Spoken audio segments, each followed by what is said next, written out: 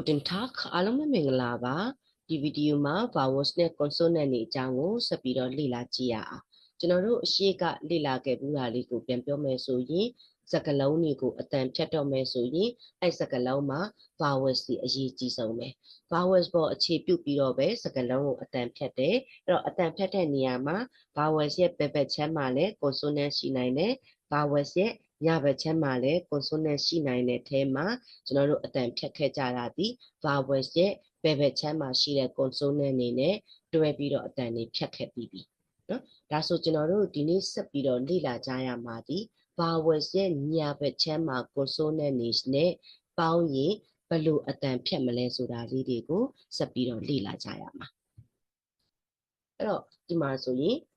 တရရှာမယ်တရဒီအာတွေ့တာပြီ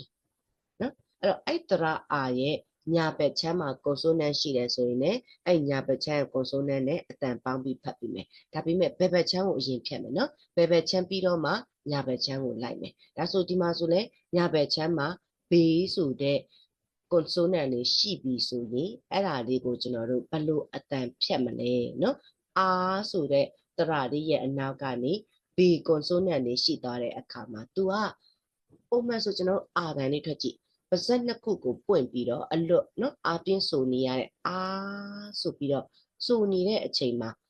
ဘေးဆိုပြီးတော့ပါဇက်ပိတ်တဲ့ဘတ်တန်လေးနဲ့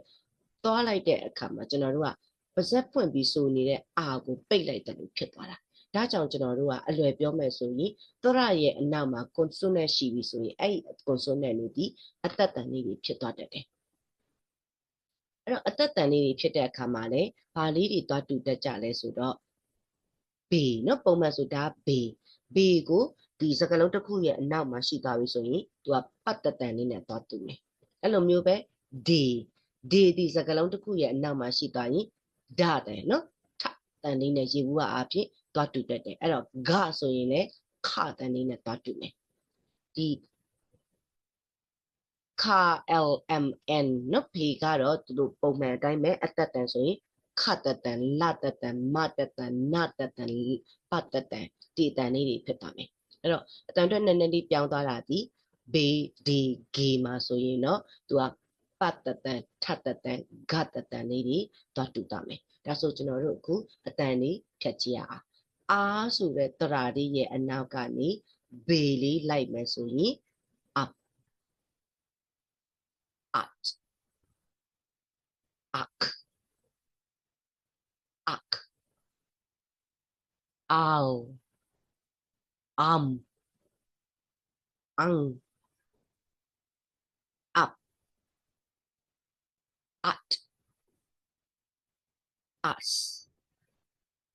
us ဟုတ်ပြီနော်အဲ့တော့အတတန်ဖြစ်သွားတာဖြစ်တဲ့အတွက်ကျွန်တော်တို့အတန်ဆိုတဲ့အခါမှာလေပတ်တတန်လားဓာတတန်လားဆိုလို့ချင်းကပီနဲ့ဆုံးတာလားဒီနဲ့ဆုံးတာလားအတန်လေးကိုပြအောင်ဆိုပေးရမယ်အဲ့တော့ s နဲ့ z မှာကတော့ကျွန်တော်တို့ပုံမှန်ဘယ်ဘက်ချမ်းမှာတော့ဆိုတော့ s ဆိုရင် z တန်ထွက်တယ် z ဆိုရင် s တန်ထွက်တယ်ဆိုပြီးမြဲဒီမှာကတော့နှစ်ခုလုံးကိုစတတန်လေးနဲ့ပဲဆိုပြီးမြဲနော်ဒါဆိုရင်အာပြီးတာနဲ့ကျွန်တော်တို့ခုဧတရာလေးနဲ့ထွက်ကြည့်ရအောင်အဲ့တော့ပုံမှန်ဆိုရင်တရာဒီ A တရရဲ့ညာဘက်ချမ်းမှာ consonant ကျန်နေတာဖြစ်တဲ့အတွက်ဒီ consonant နဲ့အတန်ဖြတ်မယ်အဲ့တော့ AB ဆိုတဲ့စကားလုံးလေးကိုအတန်ဖြတ်မယ်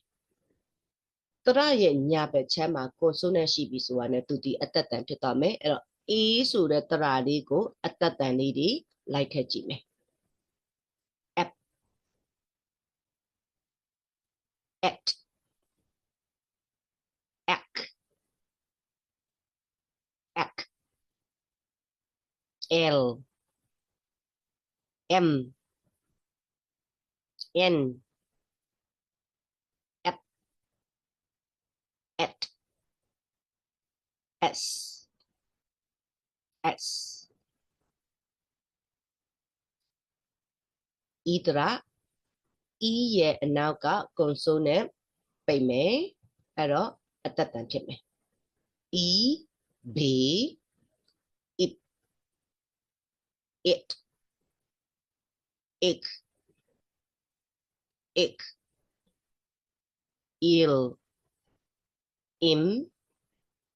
in ip it is is o consonant ပေါင်းမယ် obey op ot ok ok